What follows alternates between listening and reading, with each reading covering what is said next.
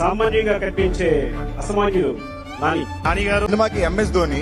You are an inspiration for everyone. Nani Tollywood ಸಿನಿಮಾದ ಒಬ್ಬ ಖ್ಯಾತ ನಟ.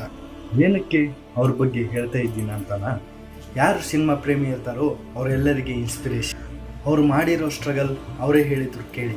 ఫస్ట్ అసిస్టెంట్ డైరెక్టర్ గా జాయిన్ అయిన ఇండస్ట్రీలో 2500 రూపాయల శాలరీ. నేను అసిస్టెంట్ డైరెక్టర్ గా పనిచేసిన ఒక సినిమాకి నా పేరే లేదు, అండ్ ఎండ్ క్రెడిట్స్ లో అసిస్టెంట్ డైరెక్టర్ లిస్ట్ లో ఆఖరిలో నా పేరే లేదని చాలా ఫీల్ అయిపోయా. ఒక వారం రోజులు నిద్రపట్టలేదు.